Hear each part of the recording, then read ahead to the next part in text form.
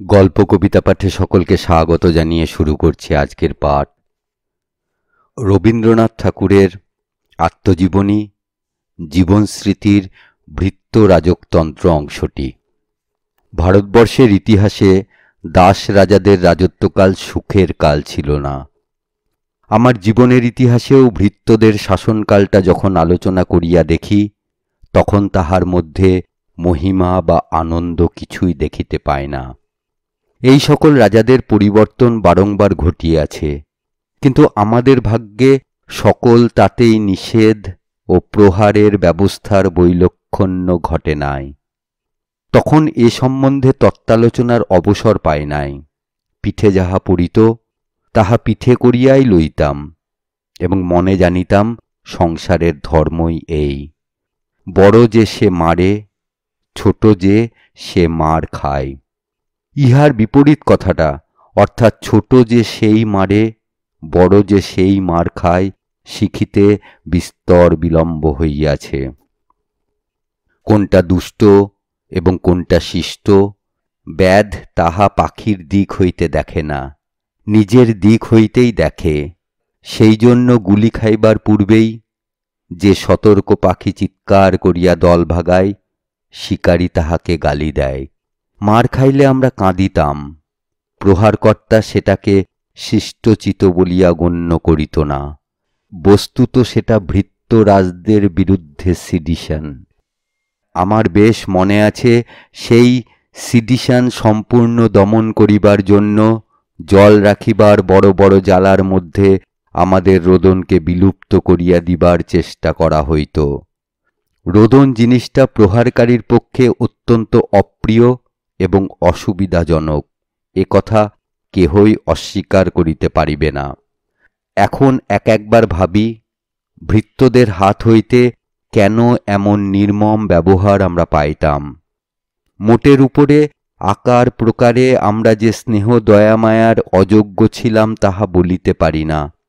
আসল কারণটা এই, ভৃত্যদের উপরে আমাদের সম্পূর্ণ ভার পড়িয়াছিল। সম্পূর্ণ ভার জিনিসটা বড় অসহ্য, পরমাত্মীয়ের পক্ষেও দুর্বহ।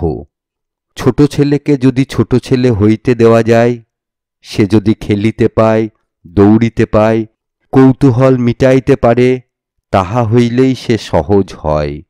কিন্তু যদি মনে করো উহাকে বাহির হইতে দিব না, খেলায় বাধা দিব, ঠান্ডা করিয়া বসাইয়া রাখিব, তাহা হইলে অত্যন্ত দুরূহ সমস্যার সৃষ্টি করা হয়। তাহা হইলে ছেলে মানুষের দ্বারা নিজের যে ভার নিজে অনায়াসেই বহন করে, সেই ভার শাসনকর্তার উপরে পড়ে। তখন ঘোড়াকে মাটিতে চলিতে না দিয়া তাহাকে কাঁধে লইয়া বেড়ানো হয়। যে বেচারা কাঁধে করে, তাহার মেজাজ ঠিক থাকে না। মজুরির লোভে কাঁধে করে বটে, কিন্তু ঘোড়া বেচারার উপর পদে পদে শোধ লইতে থাকে। এই আমাদের শিশুকালের শাসনকর্তাদের মধ্যে অনেকেরই স্মৃতি কেবল কিলচর আকারেই মনে আছে, তাহার বেশি আর মনে পড়ে না। কেবল একজনের কথা খুব স্পষ্ট মনে জাগিতেছে, তাহার নাম ঈশ্বর। সে পূর্বে গ্রামে গুরুমশাইগিরি করিত। সে অত্যন্ত শুচিসংযত, আচারনিষ্ঠ, বিজ্ঞ এবং গম্ভীর প্রকৃতির লোক। পৃথিবীতে তাহার শুচিতা রক্ষার উপযোগী মাটি জলের বিশেষ অসদ্ভাব ছিল। এই জন্য এই মৃৎপিণ্ড মেদিনীর মলিনতার সঙ্গে সর্বদাই তাহাকে যেন লড়াই করিয়া চলিতে হইত। বিদ্যুৎ বেগে ঘটি ডুবাইয়া পুষ্করিণীর ৩-৪ হাত নিচেকার জল সে সংগ্রহ করিত। স্নানের সময় ২ হাত দিয়া অনেকক্ষণ ধরিয়া পুষ্করিণীর উপরিতলের জল কাটাইতে কাটাইতে অবশেষে হঠাৎ একসময় দ্রুতগতিতে ডুব দিয়া লইত, যেন পুষ্করিণীটিকে কোনো মতে অন্যমনস্ক করিয়া দিয়া, ফাঁকি দিয়া মাথা ডুবাইয়া লওয়া তাহার অভিপ্রায়। চলিবার সময় তাহার দক্ষিণ হস্তটি এমন একটু বক্রভাবে দেহ হইতে স্বতন্ত্র হইয়া থাকিত যে বেশ বোঝা যেত তাহার ডান হাতটা তাহার শরীরের কাপড় চোপড়গুলাকে পর্যন্ত বিশ্বাস করিতেছে না। জলে, স্থলে, আকাশে এবং লোকব্যবহারের রন্ধ্রে রন্ধ্রে অসংখ্য দোষ প্রবেশ করিয়া আছে। অহোরাত্র সেইগুলাকে কাটাইয়া চলা তাহার এক বিষম সাধনা ছিল। বিশ্বজগৎটা কোনো দিক দিয়া তাহার গায়ের কাছে আসিয়া পড়ে, ইহা তাহার পক্ষে অসহ্য। অতল স্পর্শ তাহার গাম্ভীর্য ছিল। ঘাড় ঈষৎ বাঁকাইয়া মন্দ্রস্বরে চিবাইয়া চিবাইয়া সে কথা কহিত। তাহার সাধু ভাষার প্রতি লক্ষ্য করিয়া গুরুজনেরা আড়ালে প্রায়ই হাসিতেন। তাহার সম্বন্ধে আমাদের বাড়িতে একটা প্রবাদ রটিয়া গিয়াছিল যে সে বরানগরকে বরাহনগর বলে। এটা জনশ্রুতি হইতে পারে, কিন্তু আমি জানি অমুক লোক বসে আছেন না বলিয়া সে বলিয়াছিল অপেক্ষা করছেন। তাহার মুখের এই সাধু প্রয়োগ আমাদের পারিবারিক কৌতুকালাপের ভাণ্ডারে অনেক দিন পর্যন্ত সঞ্চিত ছিল। নিশ্চয়ই এখনকার দিনে ভদ্রঘরের কোনো ভৃত্যের মুখে অপেক্ষা করছেন কথাটা হাস্যকর নহে। ইহা হইতে দেখা যায় বাংলায় গ্রন্থের ভাষা ক্রমে চলিত ভাষার দিকে নামিতেছে এবং চলিত ভাষা গ্রন্থের ভাষার দিকে উঠিতেছে। একদিন উভয়ের মধ্যে যে আকাশ পাতাল ভেদ ছিল, এখন তাহা প্রতিদিন ঘুচিয়া আসিতেছে। এই ভূতপূর্ব গুরুমহাশয় সন্ধ্যাবেলায় আমাদিগকে সংযত রাখিবার জন্য একটি উপায় বাহির করিয়াছিল। সন্ধ্যাবেলায় রেড়ির তেলের ভাঙা সেজের চারদিকে আমাদের বসাইয়া সে রামায়ণ মহাভারত শোনাইত। চাকরদের মধ্যে আরো 2-4টি শ্রোতা আসিয়া জুটিত। ক্ষীণ আলোকে ঘরের কড়িকাঠ পর্যন্ত মস্ত মস্ত ছায়া পড়িত। টিকটিকি দেওয়ালে পোকা ধরিয়া খাইত।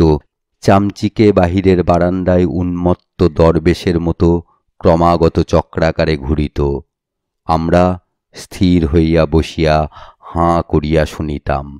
যেদিন কুশলবের কথা আসিল, বীর বালকেরা তাহাদের বাপখুড়াকে একেবারে মাটি করিয়া দিতে প্রবৃত্ত হইল, সেদিনকার সন্ধ্যাবেলাকার সেই অস্পষ্ট আলোকের সভা নিস্তব্ধ ঔৎসুক্যের নিবিড়তায় যে কিরূপ পূর্ণ হইয়া উঠিয়াছিল তাহা এখনো মনে পড়ে। এদিকে রাত হইতেছে, আমাদের জাগরণকালের মেয়াদ ফুরাইয়া আসিতেছে, কিন্তু পরিণামের অনেক বাকি। এহেন সংকটের সময় হঠাৎ আমাদের পিতার অনুচরণ কিশোরী চাটুর্যে আসিয়া দাশুরায়ের পাঁচালি গাহিয়া অতি দ্রুত গতিতে বাকি অংশটুকু পূরণ করিয়া গেল। কৃত্তিবাসের সরল পয়ারের মৃদুমন্দ কলধ্বনি কোথায় বিলুপ্ত হইল। অনুপ্রাসের ঝকমকি ও ঝঙ্কারে আমরা একেবারে হতবুদ্ধি হইয়া গেলাম। কোনো কোনো দিন পুরাণ পাঠের প্রসঙ্গে শ্রোতৃ সবাই শাস্ত্র ঘটিত তর্ক উঠিত। ঈশ্বর সুগভীর বিজ্ঞতার সহিত তাহার মীমাংসা করিয়া দিত। যদিও ছোট ছেলেদের চাকর বলিয়া ভৃত্য সমাজে পদমর্যাদায় সে অনেকের চেয়ে হীন ছিল, তবু কুরুসভায় ভীষ্ম পিতামহের মতো সে আপনার কনিষ্ঠদের চেয়ে নিম্ন আসনে বসিয়াও আপন গুরুগৌরব অবিচলিত রাখিয়াছিল। এই আমাদের পরম প্রাজ্ঞ রক্ষকটির যে একটি দুর্বলতা ছিল, তাহা ঐতিহাসিক সত্যের অনুরোধে অগত্যা প্রকাশ করিতে হইল। সে আফিম খাইত। এই কারণে তাহার পুষ্টিকর আহারের বিশেষ প্রয়োজন ছিল। এই জন্য আমাদের বরাদ্দ দুধ যখন সে আমাদের সামনে আনিয়া উপস্থিত করিত, তখন সেই দুধ সম্বন্ধে বিপ্রকর্ষণ অপেক্ষা আকর্ষণ শক্তিটাই তাহার মনে বেশি প্রবল হইয়া উঠিত। আমরা দুধ খাইতে স্বভাবতই বিতৃষ্ণা প্রকাশ করিলে আমাদের স্বাস্থ্যোন্নতির দায়িত্ব পালন উপলক্ষেও সে কোনোদিন দ্বিতীয়বার অনুরোধ বা জবরদস্তি করিত না। আমাদের জলখাবার সম্বন্ধেও তাহার অত্যন্ত সংকোচ ছিল। আমরা খাইতে বসিতাম, লুচি আমাদের সামনে একটা মোটা কাঠের বারকোষে রাশ করা থাকিত।